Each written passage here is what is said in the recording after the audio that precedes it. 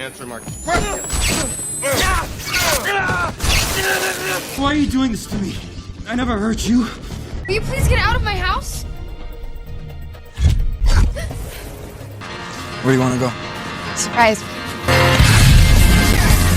In a single heartbeat, David Rice stands on the edge of the Columbus River, then vanishes, reappearing instantly inside a bank vault. This is Jumper, a film that dared to imagine superhuman abilities without spandex or origin stories. Arriving in theaters February 2008 when Iron Man and The Dark Knight were about to redefine superhero cinema forever. Released with considerable expectations and an $85 million budget, Jumper teleported to a respectable $222 million worldwide box office. Yet despite director Doug Liman's ambitious vision and groundbreaking visual effects, this sci-fi action thriller landed in the awkward space between commercial success and critical disappointment. Today, we're examining how Jumper represents one of Hollywood's most intriguing missed opportunities, a potential franchise with a genuinely unique concept that, despite its flaws, pioneered visual techniques that would influence superhero films for years to come. The premise was refreshingly straightforward. What if someone could teleport anywhere they've seen or been? No radioactive spiders, no complicated mythologies, just raw power without responsibility. It's a concept that seems tailor-made for our current era of morally complex superhero stories. Yet, Jumper arrived perhaps a decade too soon, before audiences were ready for deconstructions of the superhero mythos. This opening scene perfectly captures what made Jumper distinctive. As David Rice, trapped underwater and moments from death, suddenly finds himself soaking wet in his local library, we witness not just the birth of a hero, but the emergence of a cinematic technique that would become the film's signature achievement: the visual language of teleportation. The sight of David Rice spontaneously appearing in the middle of London's bustling Piccadilly Circus, or the heart-stopping moment when Griffin drags a car through his jump scar into the middle of a desert. These remain Jumper's most visually arresting sequences. But what truly elevates these moments beyond typical action fare is how the film's visual effects team brought teleportation to life with unprecedented realism. What made Jumper revolutionary was its approach to teleportation physics.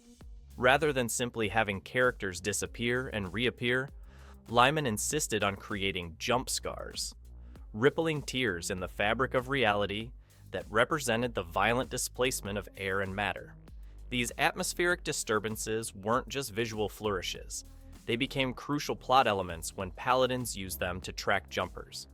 To create these effects, the production assembled an elite VFX team who developed proprietary software specifically for rendering the complex air displacement animations.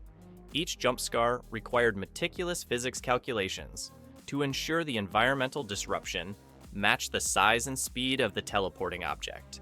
The result was a visual signature that made Jumper's teleportation feel uniquely tangible. The film's commitment to authenticity extended beyond its effects.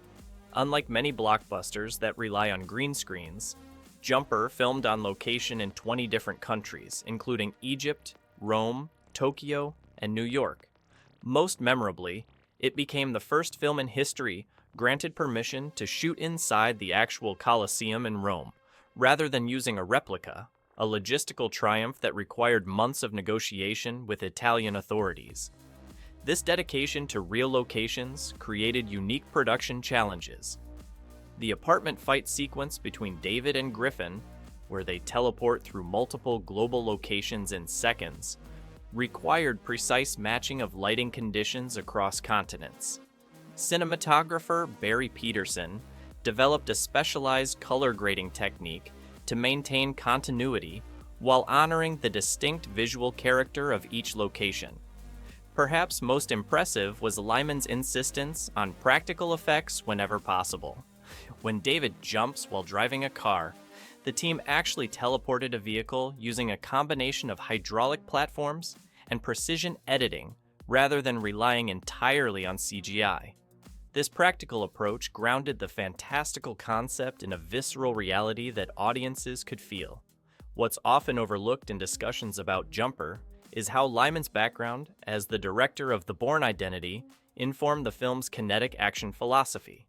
The disorienting camera movements during jump sequences deliberately mimic the controlled chaos of Bourne's fight scenes, creating a similar sense of raw, immediate danger, despite the fantastical premise. Hayden Christensen's portrayal of David Rice remains one of cinema's most interesting career pivots.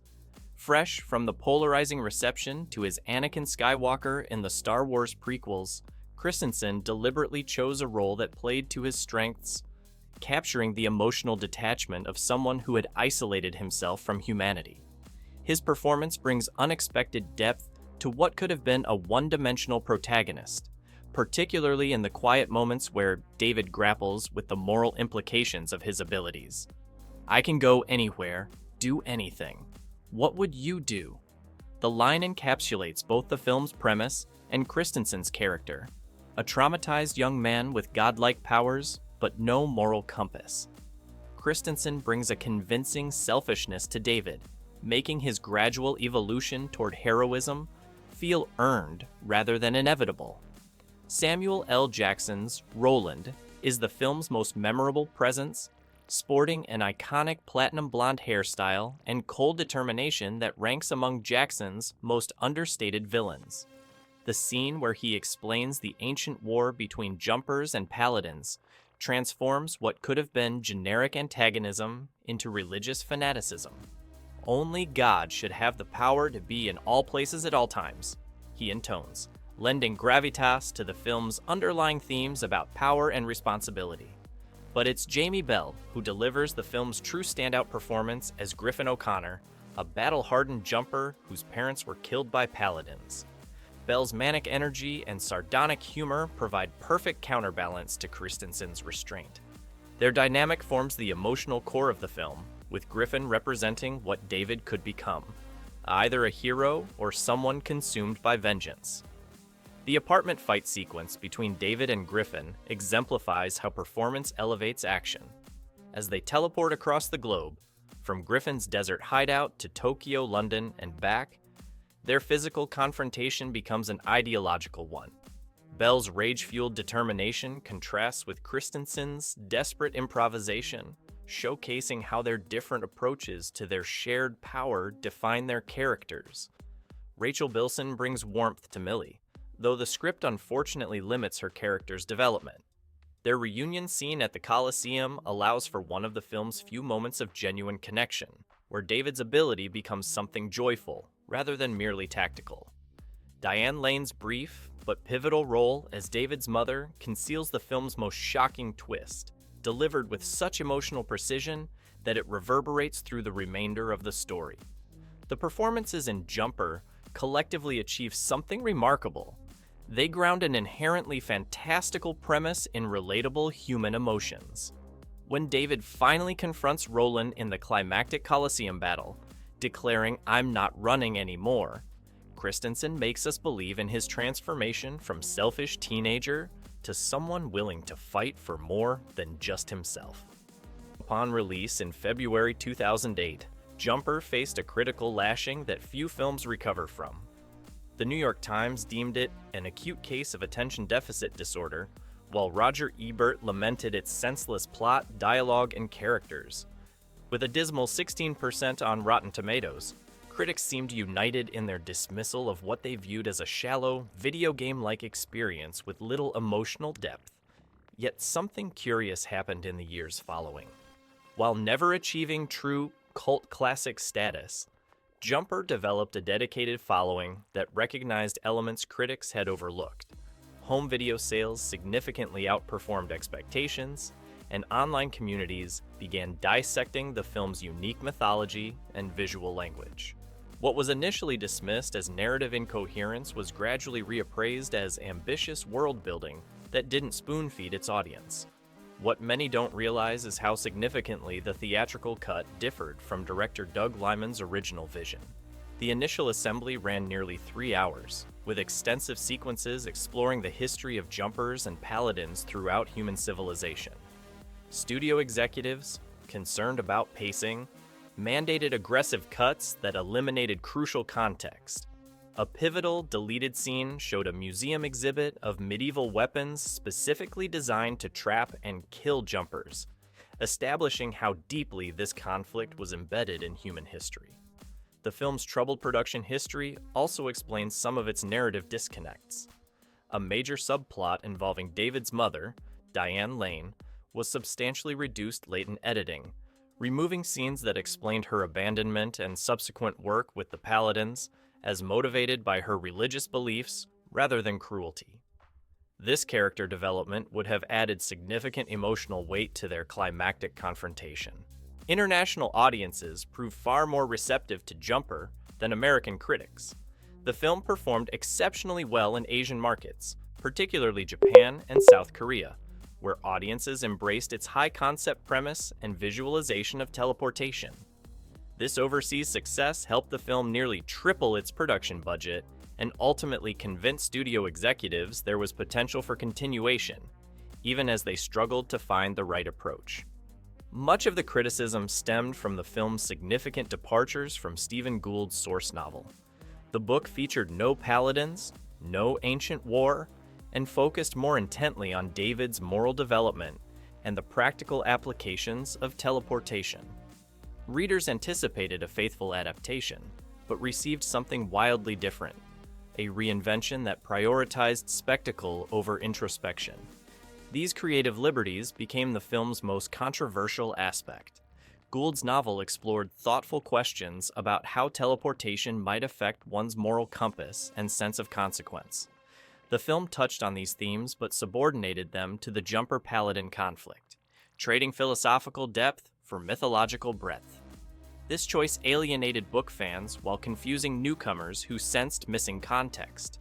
What's fascinating is how Jumper has been retroactively recognized for ideas that were ahead of their time. Its protagonist wasn't heroic in conventional terms. David used his powers selfishly for years before facing consequences. This morally ambiguous approach to superpowers has become standard in contemporary franchises like The Boys and Invincible. But in 2008, audiences were still acclimated to more traditional hero journeys. Hidden within Jumper are fascinating details that reward repeated viewing. The brief glimpse of another Jumper in Chechnya hints at a global community never fully explored. Roland's specialized weapons, particularly the electricity-conducting cables, suggest years of technological evolution specifically to combat jumpers.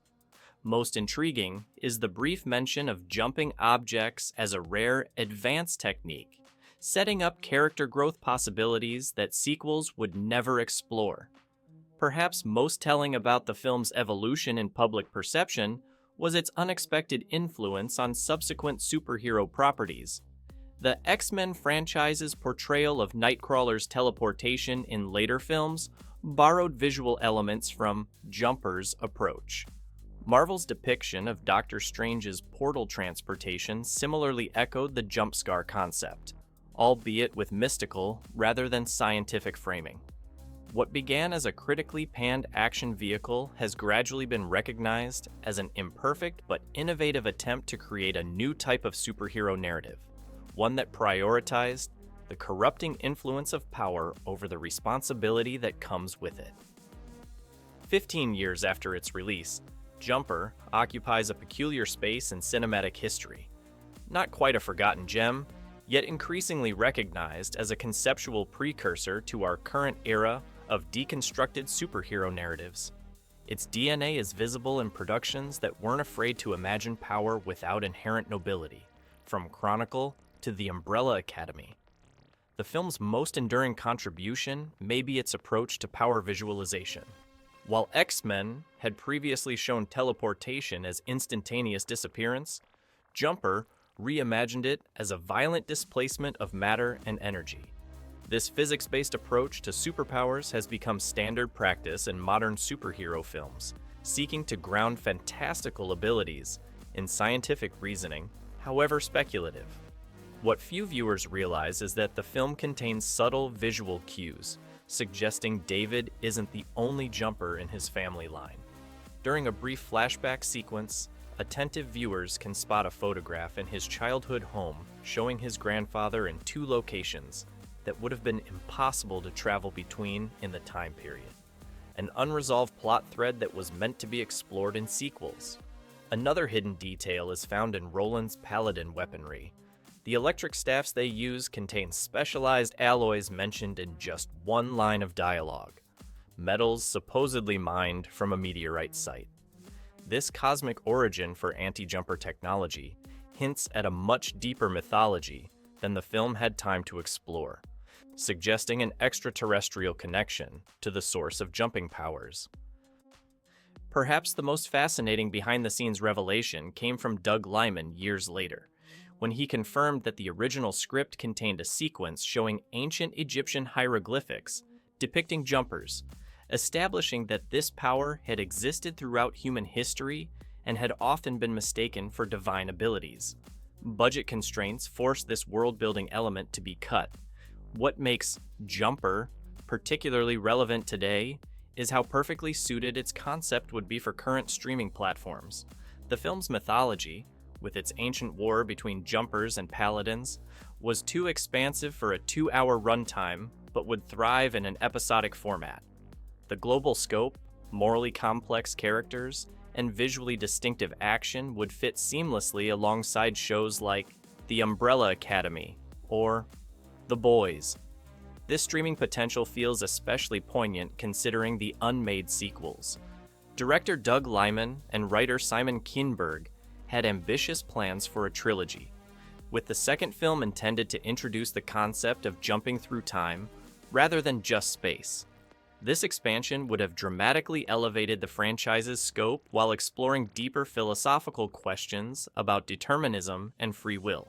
Perhaps most interesting is how Jumper anticipated our current cultural discussions about privilege and responsibility. David's ability to live outside normal constraints, evading consequences, taking what he wants, existing beyond borders, reads differently in today's socially conscious landscape.